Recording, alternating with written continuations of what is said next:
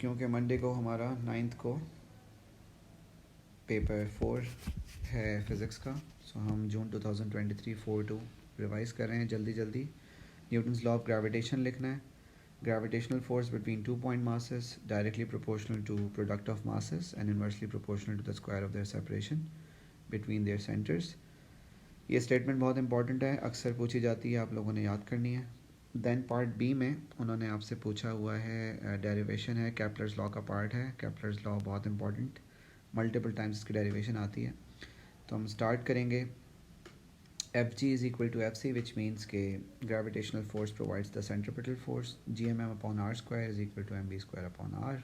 M से M, R से R cancel करके वी स्क्वायर का एक्सप्रेशन आ जाएगा। वी होता है स्पीड अपॉन टाइम, मतलब 2πr upon T, circumference upon time period. Square कर लें और उसको रिलेट कर लें, V square is equal to G M upon R, और ये वी स्क्वायर का जो रिलेशन है। देन अपना रिक्वायर्ड एक्सप्रेशन जो चाहिए आप उसको सब्जेक्ट बना लें। देन पार्ट सी में उन्होंने आपसे पूछा है कि जियो स्टेशनरी सैटेलाइट है, इंफॉर्मेशन गिवन है मास और रेडियस ऑफ अर्थ, हमसे हाइट पूछी है। सेम एक्सप्रेशन जो हमने पीछे डिराइव किया है उसमें से हम आर क्यूब मतलब सेपरेशन निकाल रहे हैं, ठीक है। टाइम पीरियड नहीं दिया, लेकिन जियो स्टेशनरी सैटेलाइट है तो आपको पता है 24 आवर्स सेकंड्स में कन्वर्ट करके 24 इंटू 3600 का स्क्वायर करेंगे। आर क्यूब की जो वैल्यू आएगी उसको आपने क्यूब रूट लेना है तो आर आ जाएगा। अच्छा, जो आर है वो सेपरेशन है, लेकिन उन्होंने हमसे हाइट पूछी है।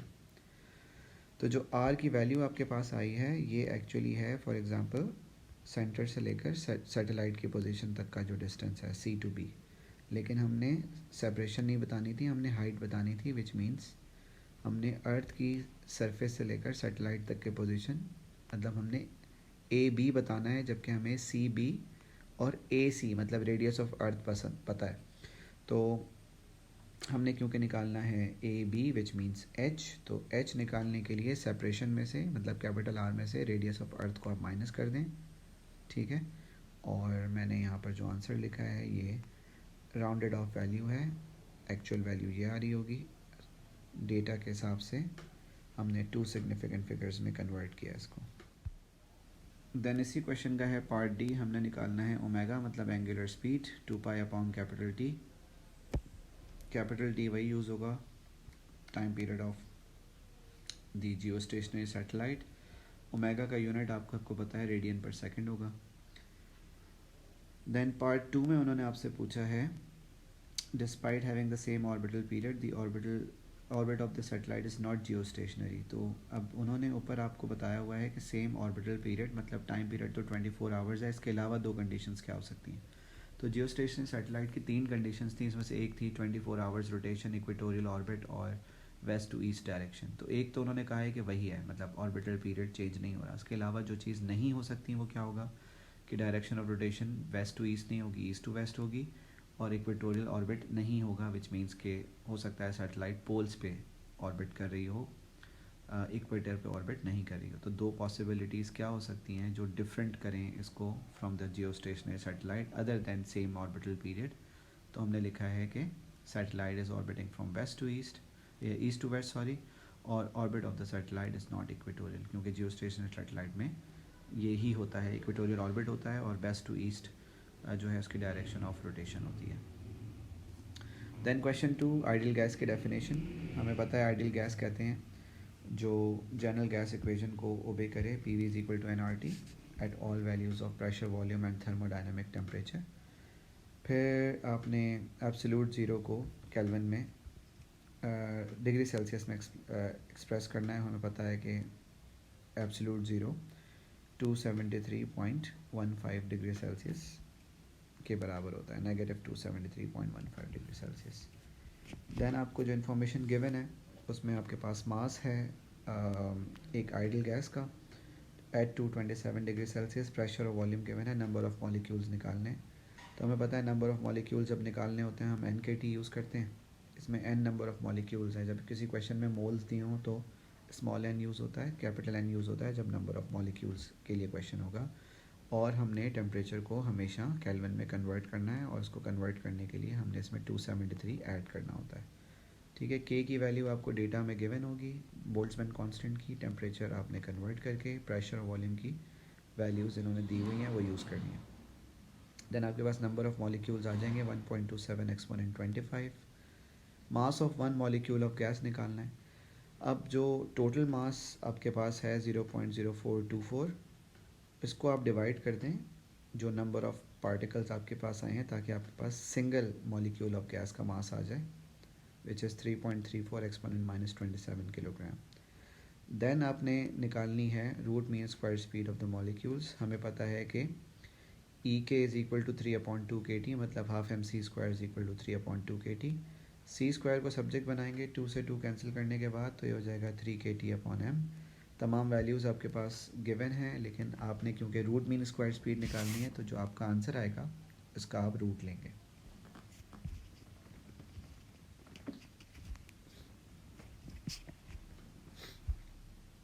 ठीक है, ये आपके पास सी स्क्वायर की वैल्यू आ रही है, और जब आप इसका रूट लेंगे CRMS root mean square speed, तो आपके पास ये आंसर आ रहा है। इसको हमने राउंड ऑफ किया है according to the number of significant figures given in the data.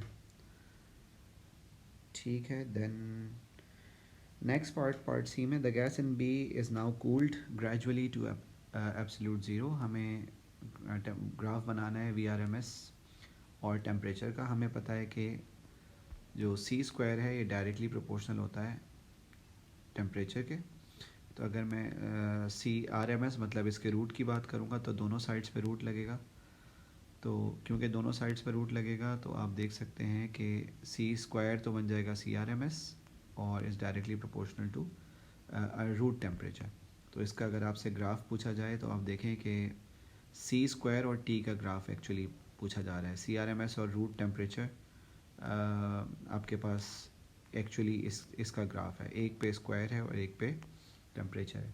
हमेशा याद रखिएगा जिस पे स्क्वायर होगा वो कंपैरेटिवली कम उसका जो है वो रेट ऑफ इंक्रीज़ होता है। तो आप इसका मतलब है डिक्रीजिंग ग्रेडियंट ग्राफ बनाएंगे, क्योंकि आप देख सकते हैं सी पे स्क्वायर है, विच मीन्स सी कंपैरेटिवली जो है वो कम इंक्रीज़ कर रहा है as compare to temperature. Gradient decreasing का मतलब यहाँ पर है temperature is increasing at a greater rate as compare to RMS। इसको हमने इसके हिसाब से रिलेट करना है।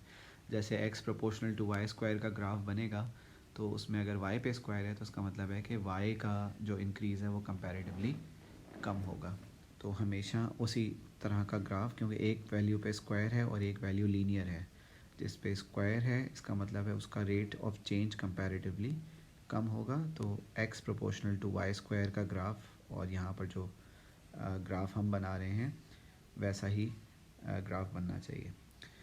Then state the first law of thermodynamics, identify the meaning of any symbol that you use. Thermodynamics का जो लॉ है डेल्टा U इज़ इक्वल टू डेल्टा Q प्लस W, इसको हम दो तरह लिख सकते हैं। कुछ स्टूडेंट्स को लिखते हैं increase in internal energy is equal to heat added and work done, heat added to the system and work done on the system. कुछ स्टूडेंट्स को ऐसे भी लिख सकते हैं कि internal energy is equal to change in internal energy is equal to heat added and work done. अब वो सिर्फ इसको स्पेसिफाई नहीं कर रहे कि सिस्टम की एनर्जी बढ़ी है या कम हुई है, तो एक्चुअली आपको बता देना चाहिए अपनी स्टेटमेंट में ही कि इंक्रीज़ कब होगा और डिक्रीज़ कब होगा। तो जैसे मैंने यहाँ पर स्टेटमेंट लिखी है वो इंक्रीज़ की फॉर्म में लिखी है, तो मैं लिख रहा हूँ is equal to sum of work done on the system and energy supplied to the system. ठीक है, तो इसका मतलब है मैंने डेल्टा U पॉजिटिव लिया है, डेल्टा Q भी पॉजिटिव है और डेल्टा W भी पॉजिटिव है, और मैं टर्मिनोलॉजीज़ को साथ साथ लिख भी रहा हूँ। ठीक है, देन अब हमारे पास पार्ट बी में आपके पास एक साइकिल है ABCDA, और जब भी ये एक पूरी कंप्लीट साइकिल हो तो आप सबको पता है कि हमें पता है टोटल इंटरनल एनर्जी का जो चेंज है वो एक्चुअली ज़ीरो के बराबर होगा, क्योंकि फाइनली गैस अपनी उसी स्टेट में आ गई है, जितना प्रेशर और जितना वॉल्यूम उसका पहले था फाइनली उसने वही गेन कर लिया है। अब इसको इन्होंने पार्ट 1 में complete table 3.1 for the changes A to B and B to C by placing two ticks in each row। तो अब हमारे पास पहले हम क्वेश्चन देखते हैं कि क्वेश्चन में उन्होंने पूछा क्या है, देन हम उसका आंसर भी यहाँ पे बताएंगे। क्वेश्चन में लिखा हुआ है चेंज इन इंटरनल एनर्जी, बताना है आपने कि डिक्रीज़ है, नो चेंज है या इंक्रीज़ है, और work done on gas negative है, ज़ीरो है या पॉजिटिव है। ठीक है, तो अगर हम बात करें A to B की, तो A to B में आप देख रहे हैं कि वॉल्यूम कम हुआ है। ठीक है, और वॉल्यूम कम होने का मतलब यही है कि गैस कंप्रेस्ड है, which means work is done on the system, और ए टू बी की अगर हम बात कर रहे हैं तो इसका मतलब है वॉल्यूम डिक्रीज़ हुआ है, विच मीन्स के वर्क डन इज़ पॉजिटिव, और प्रेशर इज़ कांस्टेंट। और आप सबको पता है कि वॉल्यूम का अगर प्रेशर कांस्टेंट हो तो मोल्स भी कांस्टेंट हों, तो volume is proportional to temperature. अगर प्रेशर कांस्टेंट है, मोल्स कांस्टेंट हैं, हम कहीं पर भी नहीं देख रहे कि वो हम कह रहे हों कि गैस का मोल्स चेंज हो रहे हैं, तो वॉल्यूम कम होने से टेम्परेचर भी कम होगा। वॉल्यूम और टेम्परेचर का डायरेक्टली प्रोपोर्शनल रिलेशनशिप होता है। तो अगर टेम्परेचर कम हो रहा है तो इसका मतलब है कि काइनेटिक एनर्जी गैस की कम होगी, क्योंकि पोटेंशियल एनर्जी तो गैस में होती ही ज़ीरो है। कम वॉल्यूम मींस कम टेम्परेचर मींस कम काइनेटिक एनर्जी, और कम काइनेटिक एनर्जी का मतलब है इंटरनल एनर्जी सिस्टम की डिक्रीज़ होगी, क्योंकि गैस की पोटेंशियल एनर्जी होती है ज़ीरो। इसलिए हम इंटरनल एनर्जी डिक्रीजेस और वर्क डन को पॉजिटिव कर रहे हैं। अब बात आती है बी टू सी की, ठीक है। तो बी टू सी में अगर हम देखें तो वॉल्यूम कांस्टेंट है लेकिन प्रेशर इंक्रीज़ हो रहा है, ठीक है। तो अगर वॉल्यूम कांस्टेंट है और प्रेशर इंक्रीज़ हो रहा है, pressure is increasing at constant volume, volume constant का मतलब है वर्क डन इज़ ज़ीरो, और प्रेशर अगर बढ़ेगा और वॉल्यूम कांस्टेंट हो तो प्रेशर टेम्परेचर रिलेशनशिप यूज़ होगी, प्रेशर इंक्रीज़ होगा तो टेम्परेचर इंक्रीज़ होगा, टेम्परेचर इंक्रीज़ होगा तो काइनेटिक एनर्जी इंक्रीज़ होगी, और काइनेटिक एनर्जी इंक्रीज़ होने से इंटरनल एनर्जी इंक्रीज़ होगी, क्योंकि पोटेंशियल एनर्जी तो गैस की, आइडियल गैस की होती है ज़ीरो। तो इसलिए हम लिख रहे हैं work done zero and internal energy is increasing. Work done zero है और इंटरनल एनर्जी इंक्रीज़ कर रही है। This is part 1. Then use the first law of thermodynamics to describe and explain the energy transfers associated with one complete cycle A, B, C, D, A. जैसा हम पहले discuss कर चुके हैं कि ये कंप्लीट साइकिल है, तो इसमें जो टोटल इंटरनल एनर्जी है सिस्टम की, वो तो उसका चेंज ज़ीरो होगा। सिस्टम की इंटरनल एनर्जी जब आप तमाम A B B C C D और डी ए की एनर्जीज़ को, इंटरनल एनर्जीज़ को ऐड करेंगे तो आपका आंसर आ जाएगा ज़ीरो।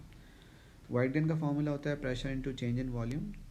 ए बी और सी डी में जो है वो चेंज इन वॉल्यूम तो सेम है, लेकिन अगर आप और करें A to B C to D, volume का चेंज सेम है, लेकिन आप देख सकते हैं कि ये जो बी टू सी है इसमें प्रेशर इंक्रीज़ हुआ है, तो सी टू डी प्रेशर ज़्यादा है, सही है। ए बी और सी डी दोनों में चेंज इन वॉल्यूम तो सेम है, लेकिन सी डी वाले सेक्शन में प्रेशर की वैल्यू ज़्यादा है, तो इसका मतलब है सी डी वाले सेक्शन में जो वर्क डन है वो ज़्यादा होगा। और ये क्योंकि आप देख रहे हो इंक्रीज इन वॉल्यूम है, तो इसका मतलब हम कह सकते हैं कि work done by the system on the surrounding C D वाले सेक्शन में ज़्यादा है, work done on the system by the surrounding वो क्या कहते हैं कम है ए टू बी वाले सेक्शन में। तो इसका मतलब है सिस्टम की इंटरनल एनर्जी, अगर टोटल इंटरनल एनर्जी ज़ीरो है तो कुछ ना कुछ एनर्जी सिस्टम को बाहर से हीट की फॉर्म में सिस्टम ने गेन की है, ठीक है। तो यही हम यहाँ पर लिख रहे हैं कि work done is pressure multiplied by change in volume. Change in volume in A B and change in volume in C D is same, but you can see कि there is more pressure in section C D, और C D वाला जो section है वो volume increase को show कर रहा है, विच मीन्स के वर्क डन सी डी वाले सेक्शन में ज़्यादा हुआ है bye the system on the surroundings, ठीक है। तो A B C D A जो लूप है कंप्लीट लूप, इसमें total change in internal energy को आना चाहिए ज़ीरो, क्योंकि मैंने आपको बताया जब भी साइकिल का क्वेश्चन होगा तो उसमें पूरा change in internal energy zero हो जाएगा। More work is done by gas on surrounding, hence क्योंकि आपको पता है सी टू डी ज़्यादा वर्क किया है गैस ने सराउंडिंग पे, तो उसका मतलब है कहीं ना कहीं सिस्टम को एनर्जी सप्लाई हुई है इंटरनल एनर्जी के चेंज को ज़ीरो करने के लिए। तो हमने लिखा है एंड में there is some heat supplied from the surroundings to the system, मतलब एक्सटर्नली किसी सोर्स ने सिस्टम को हीट प्रोवाइड की है तो ही इंटरनल एनर्जी सिस्टम की ज़ीरो हो सकती है और ये साइकिल कंप्लीट हो सकती है। ओके, अब इसी के पार्ट सी में आप देखें कि आपको दी गई है ल्यूमिनोसिटी वॉट्स में, मतलब ये वॉट मतलब पावर है ना, जूल पर सेकंड। तो एनर्जी रिलीज्ड पर सेकंड आपके पास है फ्रॉम द सोर्स 1.4 एक्सपोनेंट 28, जिसको मैं वॉट की जगह जूल पर सेकंड में लिख रहा हूँ, समझने में आसानी हो जाएगी। और जो एक रिएक्शन में एनर्जी रिलीज़ हुई है हम पिछले पार्ट में निकाल चुके हैं, वो आपके पास है 2.8 एक्सपोनेंट -12 जूल्स। तो नंबर ऑफ रिएक्शंस, हमें टोटल एनर्जी पता है, हमें सिंगल रिएक्शन का भी पता है, तो हम निकाल सकते हैं number of reactions per second. 1.4 exponent 28 joules per second को अगर मैं जूल से डिवाइड कर दूं तो मुझे पर सेकंड कितने रिएक्शंस हो रहे हैं वो मिल जाएंगे। वो रहे 5 एक्सपोनेंट 39 पर सेकंड। ठीक है। देन मास ऑफ हीलियम है हमारे पास, एटॉमिक मास है 4 को यू से मल्टीप्लाई कर दो, एक हीलियम का मास मिल जाएगा इन किलोग्राम्स। और mass of helium per unit time कितना रिलीज़ हो रहा है, अगर इतने रिएक्शंस पर सेकंड हो रहे हैं तो 4, ये जो मास आया है 4 इंटू 1.66 एक्सपोनेंट -27, इसको मैं मल्टीप्लाई कर रहा हूँ 5 एक्सपोनेंट 39, मतलब इतने रिएक्शंस पर सेकंड, इतने हीलियम बन रहा है पर सेकंड, तो इतना मास पर सेकंड जो है वो जनरेट हो रहा है 3.3 exponent 13। Surface temperature of star, ये हमारे पास Stefan's law 4 pi sigma R square T power 4, T की पावर 4 वो सब्जेक्ट बना लिया क्योंकि अननोन है। तो एल आपको गिवन है 1.4 exponent 28 divided by 4 pi. Sigma की वैल्यू आपको गिवन होती है, डेटा में से उठाएंगे। आर स्क्वायर ऊपर दिया हुआ है रेडियस 2.3 एक्सपोनेंट 9 का स्क्वायर यूज़ करेंगे तो आपके पास टेम्परेचर आएगा, लेकिन दिस इज़ इन पावर 4। अब आपको क्योंकि टेम्परेचर चाहिए तो ये जो आपका आंसर आया है इसका पावर 4 हटाने के लिए मैंने इस आंसर का 1/4 किया है, पावर 1/4, बिकॉज ये टी पावर 4 का आंसर था और हमें इसकी पावर हटानी थी तो हमने इसको 1/4 किया, इसकी पावर को आंसर आ रहा है 7800। जिस तरह स्क्वायर हटाने के लिए पावर हम 1/2 करते हैं, क्यूब हटाने के लिए क्यूब रूट मतलब 1/3 लेते हैं, इस तरह से 4 पावर हटाने के लिए 1/4 लगाइए। द नेक्स्ट क्वेश्चन में पूछा है X rays for use in medical diagnosis are produce in X ray tube. Charge particle जो एक्सेलरेट हम कर रहे होते हैं वो कौन होता है, वो इलेक्ट्रॉन होता है। इलेक्ट्रॉन को प्रोड्यूस कौन करता है, फिलामेंट होता है। दो आपके पास सप्लाई लगी होती हैं, एक लो वोल्टेज एक high voltage. Low voltage supply connected होती है एक फिलामेंट से। Filament heated up filament electrons release करता है बिकॉज उसके सामने जो एनोड लगी है हाई वोल्टेज एनोड, वो इलेक्ट्रॉन्स को उनके शेल्स से उनके बॉन्ड्स को रिमूव करके तोड़ के इलेक्ट्रोस्टैटिक फोर्सेस की वजह से रिमूव करते हैं। Electrons after being remove from the tube filament, they move towards anode, they are accelerated because of electrostatic forces. तो इलेक्ट्रॉन्स की जो काइनेटिक एनर्जी है, well they are moving from cathode filament to anode, वो उनकी kinetic energy जैसे ही electrons anode पे पहुंचते हैं तो एनोड पर जाकर रुक जाते हैं, बिकॉज इलेक्ट्रॉन का चार्ज नेगेटिव है और एनोड का पॉजिटिव है, तो वहाँ पर जाकर चार्ज एनोड पर स्टक हो जाता है, रुक जाता है, स्टॉप हो जाता है, और इसको आप डीसेलेरेशन भी कह सकते हैं। तो इलेक्ट्रॉन्स की काइनेटिक एनर्जी फाइनली कन्वर्ट हो जाती है एक्सरे फोटोन एनर्जी में, according to law of conservation of energy, कि एक एनर्जी अगर ख़त्म हुई है तो वो दूसरी एनर्जी में ट्रांसफॉर्म हो जाती है, डिस्ट्रॉय नहीं होती। मिनिमम वेवलेंथ निकालनी है और पोटेंशियल डिफरेंस दिया हुआ है। तो इलेक्ट्रॉन्स की एनर्जी है वी क्यू, वी आपको वोल्टेज दिया हुआ है 5800 किलो में था, और क्यू मतलब चार्ज ऑफ इलेक्ट्रॉन, ये वैल्यू आपको डेटा में दी होगी, इससे आपको मिल जाएगी एनर्जी। ये इलेक्ट्रॉन की आपके पास एनर्जी है, इससे बन रहा है एक्सरे फोटोन, तो एक्सरे फोटोन एनर्जी निकालने का फॉर्मूला है ये, लेकिन हमें लैम्डा चाहिए, तो एच सी अपॉन लैम्डा में E is the energy of electron which is converted into X-ray photon energy. Photon की वेवलेंथ निकालने के लिए एनर्जी वही यूज़ करेंगे। H is Planck's constant, value given होती है 6.63 एक्सपोनेंट -34 डेटा में से। C is speed of light, E की वैल्यू अभी हमने निकाली थी 9.28 एक्सपोनेंट -16, आंसर आ गया 2.14 एक्सपोनेंट -10 मीटर्स। ये वेवलेंथ है उस फोटोन की जो इलेक्ट्रॉन की डीसेलरेशन की वजह से जनरेट हुआ है। Then X-ray pass through a medium that has mu, और एब्जॉर्ब्ड निकालना है कितना है परसेंट एब्जॉर्ब हुआ है after passing through 2.8 centimetre thickness of this medium. Formula होता है I is equal to I not E के पावर माइनस म्यू एक्स। इसमें जो आई है ये एक्चुअली आई टी है, ट्रांसमिशन, ठीक है, ट्रांसमिटेड इंटेंसिटी। आई नॉट मतलब टोटल इंटेंसिटी, ई म्यू एब्जॉर्प्शन और एक्स थिकनेस। तो हमने क्योंकि फ्रैक्शन निकालना है, परसेंटेज निकालनी है, तो हम परसेंटेज जो है वो ट्रांसमिटेड निकाल रहे हैं। I T upon I not is equal to E की power minus mu X. Mu आना आपको दिया हुआ है 1.4 और थिकनेस दी हुई है 2.8, दोनों का यूनिट सेंटीमीटर है तो ठीक है, अगर एक का यूनिट चेंज हुआ तो कन्वर्जन करनी होगी। इससे आपका आंसर आ रहा है 0.08020, और अगर हम इसको परसेंट में कन्वर्ट करते हैं तो हम लिख सकते हैं 2%। 2% अगर ट्रांसमिशन है तो एब्जॉर्प्शन कितनी होगी, टोटल में से मतलब 100% में से अगर मैं 2% माइनस कर दूं तो मुझे इससे पता चल जाएगा कि जो परसेंटेज एब्जॉर्प्शन है वो है 98%, क्योंकि 2% ट्रांसमिट हुई है तो इसका मतलब है बाकी की 98% एब्जॉर्ब हो गई है। ठीक है, this is it the whole paper. I think समझ आ गया होगा, थोड़ा सा हम फास्ट चलें लेकिन एक क्विक रिव्यू टाइप का था। इन केस कोई प्रॉब्लम हो देन वी विल डिस्कस, आप कमेंट्स में पूछ सकते हैं। Thank you. अच्छा जी, अब इस क्वेश्चन में क्योंकि एसएचएम का क्वेश्चन है तो आपको एक इक्वेशन दी हुई है, इसको हम रिलेट करें। v is equal two plus minus omega x not square minus x square, और ये इक्वेशन आपको डेटा बुकलेट में सबसे शुरू में दी हुई होती है, आप वहाँ से देख सकते हैं और वहीं से कॉपी कर सकते हैं। अब अगर मैं इसको रिलेट करता हूँ तो 9.7 is actually equal to omega, और ओमेगा का फॉर्मूला होता है 2πf, तो इसका मतलब है omega is 9.7, so we have f is equal to omega divided by 2π, मतलब 9.7 डिवाइडेड बाई 2π, और इससे आपका आंसर आ रहा है 1.5। देन नेक्स्ट पार्ट में उन्होंने बोला show that the amplitude of oscillation is 3.4, तो अगर मैं इसको कंपेयर करता हूँ, x not is amplitude, x not square मतलब एम्पलीट्यूड स्क्वायर इज़ 11.6, तो हमें एक्स नॉट मतलब एम्पलीट्यूड निकालना है, तो ये हो जाएगा 11.6 का रूट, आंसर इज़ 3.4, प्रूव करना था। एक्सेलरेशन होती है ओमेगा स्क्वायर एक्स, लेकिन मैक्सिमम एक्सेलरेशन के लिए ए नॉट मतलब maximum acceleration is equal to omega square into maximum displacement मतलब एम्पलीट्यूड।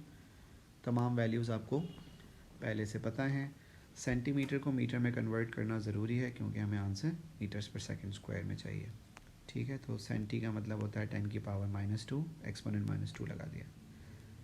देन एक्सेलरेशन और डिस्प्लेसमेंट का ग्राफ आपको हमेशा बताया है वो फर्स्ट और थर्ड क्वाड्रेंट में कभी भी नहीं होगा, हमेशा सेकंड और फोर्थ में होगा, क्योंकि जब एक्सेलरेशन पॉजिटिव डिस्प्लेसमेंट नेगेटिव, और जब डिस्प्लेसमेंट पॉजिटिव तो एक्सेलरेशन नेगेटिव। और वैल्यूज़ आपको दोनों की पता है कि एक्सेलरेशन की वैल्यू मैक्सिमम कितनी आई थी 3.2 और डिस्प्लेसमेंट की 3.4, तो 3.2 और 3.4 के कोऑर्डिनेट्स पर हमने ये प्लॉट करना है, और straight line through origin, because acceleration और डिस्प्लेसमेंट आपस में हमेशा डायरेक्टली प्रोपोर्शनल होती हैं but with a negative sign. Describe without calculation the interchange between potential and kinetic energy of oscillations. अब आप देखें कि अगर सिंपल हार्मोनिक मोशन है तो जो टोटल एनर्जी होती है सिस्टम की वो कांस्टेंट होती है, मतलब change in internal energy is equal to change in kinetic energy. तो सम ऑफ काइनेटिक एनर्जी और सम ऑफ पोटेंशियल एनर्जी किसी भी पॉइंट पर जब आप लेंगे काइनेटिक और पोटेंशियल एनर्जी को ऐड करेंगे तो हमेशा टोटल एनर्जी सिस्टम की आएगी कांस्टेंट, विच मीन्स कि आप कह सकते हैं जितना चेंज काइनेटिक एनर्जी में आएगा, जितना कम होगी काइनेटिक एनर्जी, पोटेंशियल एनर्जी उतनी ही इंक्रीज़ कर जाएगी।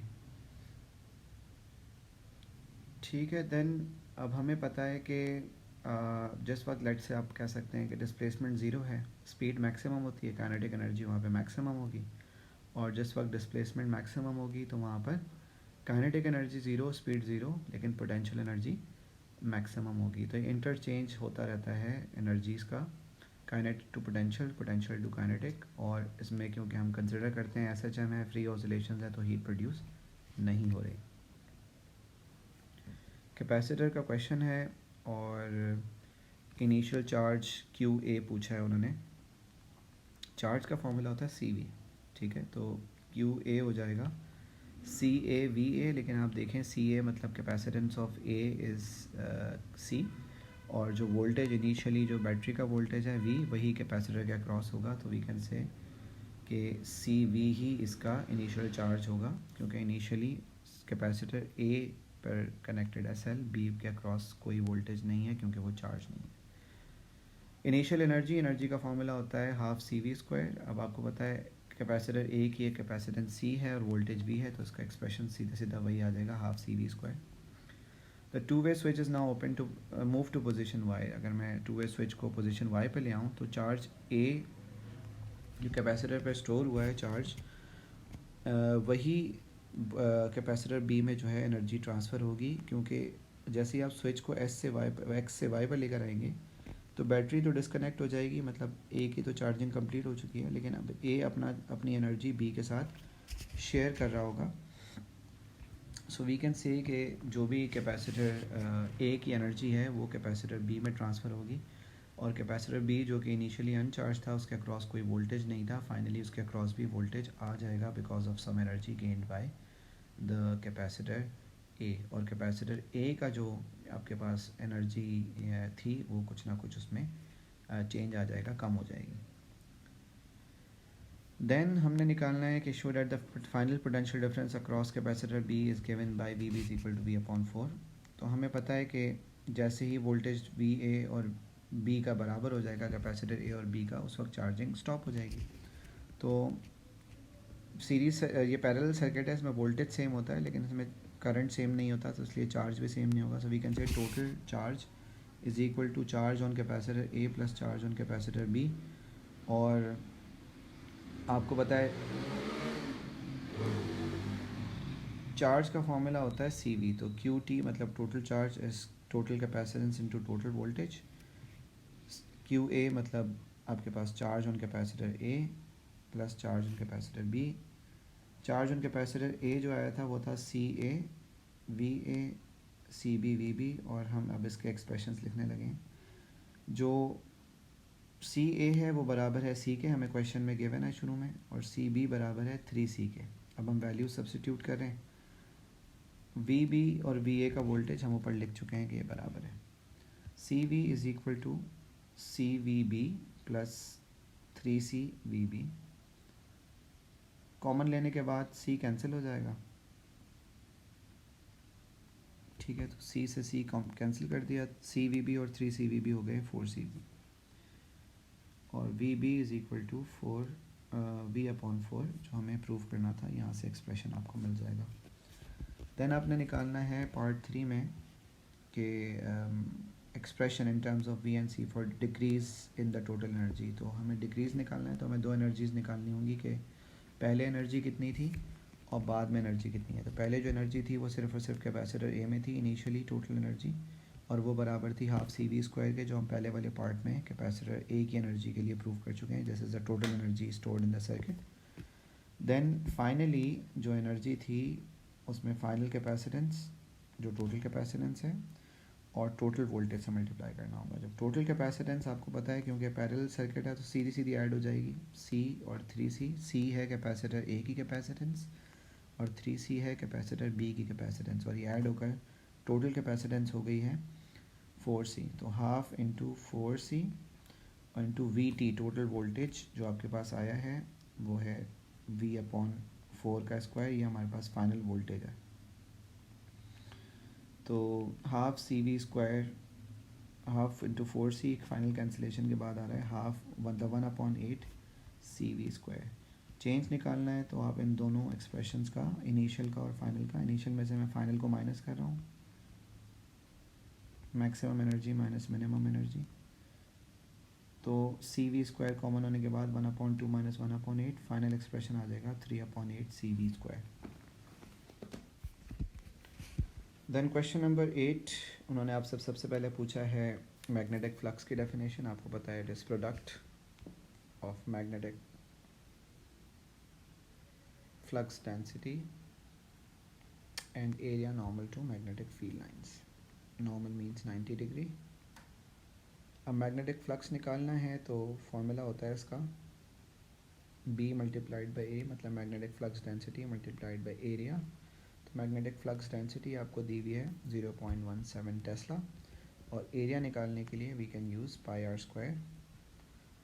तो रेडियस दिया हुआ था, यूनिट इसका होता है वेबर, हमने लिखा है शॉर्ट फॉर्म में WB, वेबर का सिंबल है। The disc is rotating at a rate of 25 revolutions per second. EMF निकालना है, फॉर्मूला होता है delta phi upon delta t. 25 revolutions per second, एक रेवोल्यूशन कितने सेकंड में आ रही है, वो आ रही है 1/25 सेकंड्स में। डेल्टा फाई आप पीछे निकाल चुके हो, उसको डिवाइड करना है डेल्टा टी से, और डेल्टा टी टाइम टेकन आ रहा है 1/25। तो 1/25 का मतलब है 25 ऊपर जाकर मल्टीप्लाई हो जाएगा, फाइनल आंसर आपके पास आ रहा है 1.7। एंड पार्ट सी में लिखा हुआ है the axle and the rim are connected into an external circuit that enables the energy of the rotation of the disk to be stored for future use. Direction of rotation is shown. Use Lenz law of electromagnetic induction to determine whether the current that is from the rim to the axle और from the axle to the rim. अब आप देखो कि magnetic field lines ये रही, ठीक है, और रोटेशन की डायरेक्शन आप देख सकते हो कि ये मतलब एक तरह से ये डायरेक्शन ऑफ रोटेशन दी हुई है, ठीक है। अगर आप इसको क्लॉकवाइज करना चाहते हो तो कह सकते हो, ठीक है। देन आपको पता है कि मैग्नेटिक फील्ड लाइंस अगर कट हो रही हैं तो ईएमएफ इंड्यूस हो जाएगा, लेकिन डायरेक्शन ऑफ ईएमएफ इंड्यूस हमेशा इस तरह होती है कि मैग्नेटिक फील्ड लाइंस के चेंज को अपोज करें, विच इज़ लेंज लॉ, ठीक है। तो हम यहाँ पर लिख सकते हैं कि direction of magnetic field lines या जो आपके पास करंट इंड्यूस हो रहा है वो मैग्नेटिक फील्ड लाइंस के, क्योंकि तीनों 90 डिग्री पे होते हैं, फोर्स, करंट और change in magnetic field lines. तो आप देख सकते हो जहाँ पर मैग्नेटिक फील्ड लाइंस कट हो रही हैं और जिस डायरेक्शन में वो रोटेट कर रहा है 90 डिग्री पे, तो करंट भी उसके 90 डिग्री पर होगा। लेकिन करंट के लिए लेफ़्ट हैंड रूल लगाना पड़ेगा डायरेक्शन निकालने के लिए। अब लेफ़्ट हैंड रूल में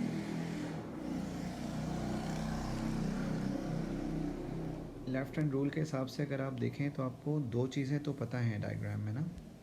तो डायग्राम में दो चीज़ें पता है, वो है मैग्नेटिक फील्ड और डायरेक्शन ऑफ रोटेशन। हमें सिर्फ डायरेक्शन ऑफ करंट पता करना है। तो मैग्नेटिक फील्ड की डायरेक्शन तो आप ले लेंगे, फर्स्ट फिंगर आपके पास आ जाएगी इस तरफ। जो फोर्स की डायरेक्शन है वो रोटेशन के ऑपोजिट लेनी होगी, क्योंकि आपको पता है कि लेंज लॉ का मतलब है कि जो करंट है, जो इंड्यूस्ड करंट है, वो एक्चुअली इसको ओपोज कर रहा होगा। तो अगर आप उसके ऑपोजिट डायरेक्शन में रखते हैं फोर्स को, तो आपको जो सेकंड फिंगर है आपकी वो करंट की डायरेक्शन बता देगी, और अकॉर्डिंग टू डैट करंट की डायरेक्शन हमारे पास आनी चाहिए फ्रॉम रिम टू एक्सल, ठीक है।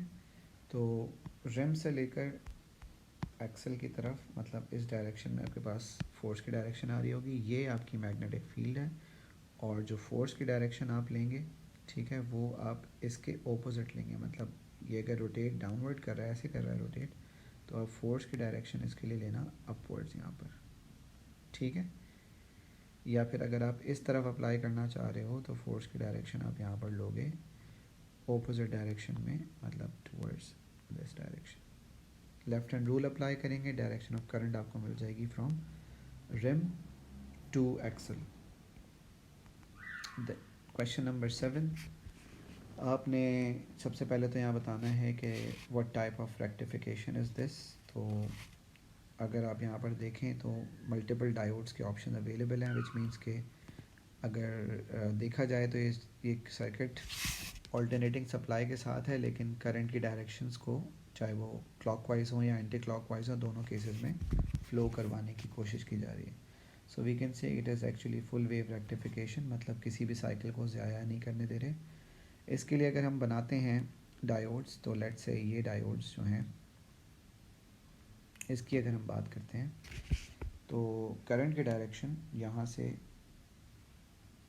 ये हो जाएगी, ठीक है। इस केस में ये दो डायोड्स यूज़ हो रही हैं। सिमिलरली अगर हम बात करते हैं कि हम ये दो डायोड्स भी बना लें, तो अब जो करंट की डायरेक्शन होगी वो ये होगी, ठीक है। तो इसका मतलब है अगर ये पॉजिटिव होगा तो ये नेगेटिव होगा इस केस में, और सिमिलरली अगर इसका टर्मिनल यूज़ होता है, लेट्स से ये पॉजिटिव है एंड देन ये नेगेटिव है, तो करंट की डायरेक्शन ये होगी, ठीक है। अदरवाइज़ करंट की डायरेक्शन ये होगी, विच मीन्स के सर्किट दोनों केसेस में, चाहे वो इसका अपवर्ड पॉजिटिव हो या डाउनवर्ड पॉजिटिव हो, दोनों केसेस में सर्किट यूज़ हो रहा है। कभी भी कोई भी साइकिल, चाहे वो पॉजिटिव हो या नेगेटिव हो, वो ब्लॉक नहीं हो रही। इस हिसाब से अगर आप देखते हैं तो करंट की डायरेक्शन इन रजिस्टर दोनों केसेस में टूवर्ड्स राइट साइड है, जो हमें उन्होंने पूछा है on figure 7.1। Draw an arrow to indicate the direction of the current in resistor R, जो मैंने ड्रॉ कर दिया। देन आपको ग्राफ गिवन है इनपुट वोल्टेज का। आपको पता है कि अगर ये रेक्टिफिकेशन का क्वेश्चन है तो उसमें सिंपल सिर्फ ये हो रहा होगा कि करंट जो नेगेटिव साइकिल है वो भी पॉजिटिव बनकर ऊपर आ जाएगी, तो ये नया ग्राफ बनेगा, विच मीन्स आफ्टर रेक्टिफिकेशन आपकी जो नेगेटिव साइकिल्स हैं वो भी पॉजिटिव हो जाएंगी, लेकिन आउटपुट वोल्टेज वही रहेगा जो पहले था, ठीक है। तो ज़ीरो पे मैक्सिमम वोल्टेज, इसी तरह से जहाँ जहाँ पर पीक्स थी, जैसे मैक्सिमम वोल्टेज 0.5 पे था, फिर देन 1 पे था, तो जहाँ जहाँ मैक्सिमम वोल्टेज था वहीं पर मैक्सिमम वोल्टेज आएगा, और जहाँ जहाँ ज़ीरो वोल्टेज था वहाँ ज़ीरो वोल्टेज होगा। बस फ़र्क सिर्फ इतना आएगा कि नेगेटिव साइकिल को भी आपने पॉजिटिव साइकिल में कन्वर्ट करके ऊपर ही बनाना है। देन पावर का फॉर्मूला होता है, आपको पता है, V²/R, ठीक है। लेकिन पावर भी नेगेटिव नहीं होती, क्योंकि V पे स्क्वायर है, चाहे पोलैरिटी पॉजिटिव हो या नेगेटिव हो तो वो सेम रहेगी। लेकिन पावर का जो ग्राफ बनेगा वो साइनोसॉइडल ग्राफ बनेगा। साइनोसॉइडल का मतलब है आपके पास एक पूरी वेव बन रही होगी, साइन वेव, ठीक है। अब आप इसको अगर पिछले वाले से कंपेयर करते हो तो पिछले वाले में ग्राफ कुछ यूँ बने हुए थे, इसमें जो ग्राफ हैं वो ऐसे बने हुए हैं, तो एक साइन वेव की फॉर्म में बने हुए हैं, ठीक है। और ये पावर का ग्राफ होता है हमेशा V²/R में जो वोल्टेज है उसका रेजिस्टेंस के साथ एक साइनोसॉइडल ग्राफ बनता है। Suggest with the reason how the root mean square value of V out compares with the root mean square value of V in, तो क्योंकि दोनों का वोल्टेज सेम है, वी आउट का और वी एन का, तो दोनों की जो रूट मीन स्क्वायर वैल्यू है वो भी सेम होगी, उसमें कोई डिफरेंस नहीं होगा।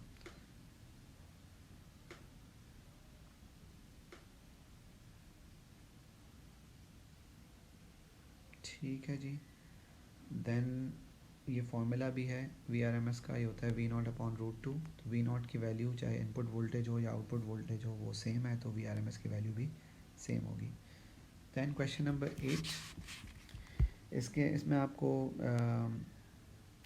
एनर्जी लेवल्स दिए हुए इलेक्ट्रॉन के N1, N2, N3 and N4, और आपको दिया हुआ है figure 8.2 shows the lines in the emission spectrum of the atom that correspond to the transition of electrons from n is equal to 3 to n is equal to 1 and from n is equal to 4 to n is equal to 1, ठीक है।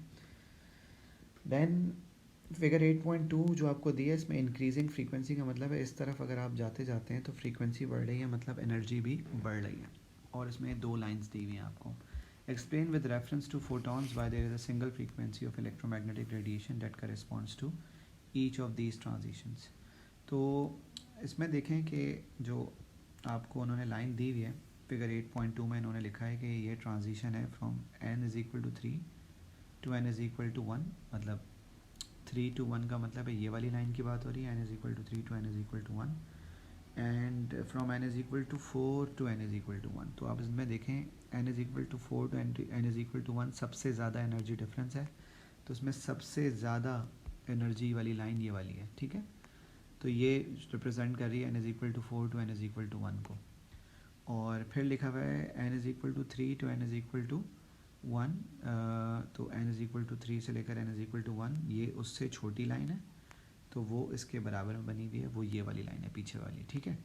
हमने जो बनानी है क्या कहते हैं, बात करनी है, explain with reference to photons why there is single frequency of electromagnetic radiation that corresponds to each of these transitions. हमें पता है E का फॉर्मूला होता है HF, और एक सिंगल फोटॉन के पास क्योंकि एक स्पेसिफिक फ्रीक्वेंसी है तो एक स्पेसिफिक एनर्जी है, और जब जैसे ही वो एक इलेक्ट्रॉन एनर्जी अब्जॉर्ब करेगा फोटॉन की, तो एक स्पेसिफिक एनर्जी लेवल जंप कर जाएगा, जो एक्चुअली फोटॉन की एनर्जी बराबर होगी इलेक्ट्रॉन्स की एनर्जी लेवल्स के एनर्जी डिफरेंस के बराबर, ठीक है।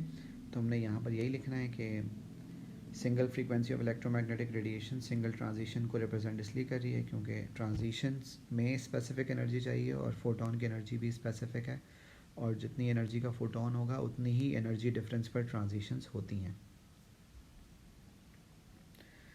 देन जो हम पार्ट बी में बात कर रहे हैं वो वही बात है कि जो यहाँ पर हमने अभी डिस्कस की पार्ट 1 में, ठीक है। अब हमने 8.2 में जो दो लाइंस बनी है मैंने आपको बताया, ये सबसे आगे वाली लाइन रिप्रेजेंट करी है n is equal to 4 to n is equal to 1, और ये रिप्रेजेंट करी है n is equal to 3 to n is equal to 1।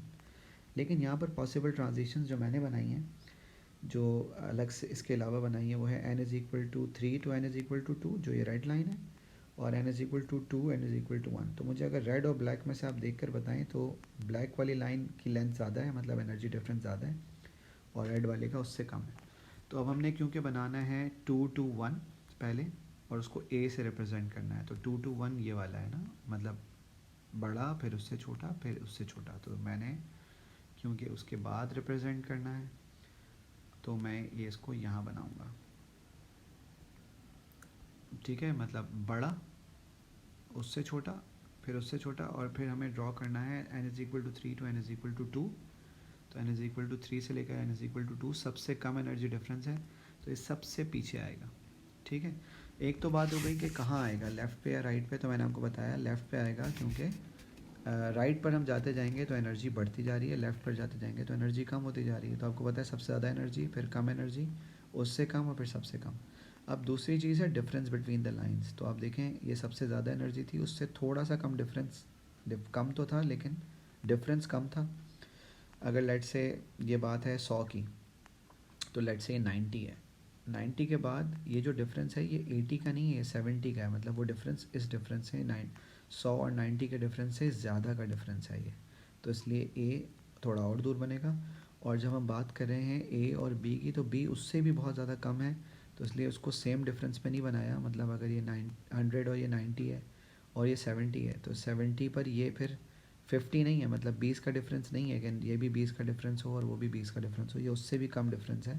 तो इसलिए ये लेंथ भी आप बढ़ाते जाएंगे, कि ये नहीं है कि बी को उतने ही डिफरेंस पे बनाना है जितने डिफरेंस पे आपने ए को बनाया था। ठीक है, तो डिफरेंस भी आपने बी का ज़्यादा रखना है, क्योंकि बी में जो आप देख रहे हैं उसकी लेंथ उतनी नहीं है जितनी n इज़ इक्वल टू 2 और n इज़ इक्वल टू 1 की थी। ओके, देन हमने एक्सप्रेशन डिराइव करना है। हमें पता है कि एनर्जी ट्रांजिशन के लिए अगर हम बात कर रहे हैं एनर्जी एट लेवल 3, तो उसमें एनर्जी शामिल होगी 1 की भी, 2 की भी और 3 की भी।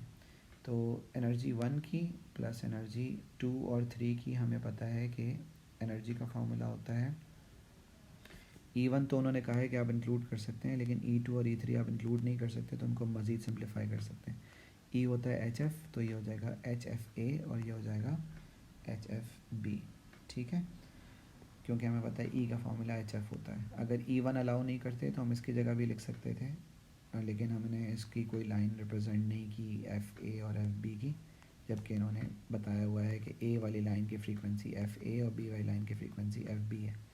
तो हमने E1 क्योंकि अलाउड था, तो E1 वैसे का वैसा यूज़ करना है। E2 और E3 उन्होंने कहा है यूज़ नहीं करने, हमने यूज़ करना है FA, FB और E1। ठीक है, मास डिफेक्ट किसे कहते हैं आपको पता है? Mass defect is the difference between actual mass और एक्सपेक्टेड मास, या फिर आप कह सकते हैं कि न्यूक्लियॉन्स का मास इन द न्यूक्लियस और न्यूक्लियॉन्स का mass when they are separated till infinity, तो इनके मासेस के डिफरेंस को हम कहते हैं मास डिफेक्ट।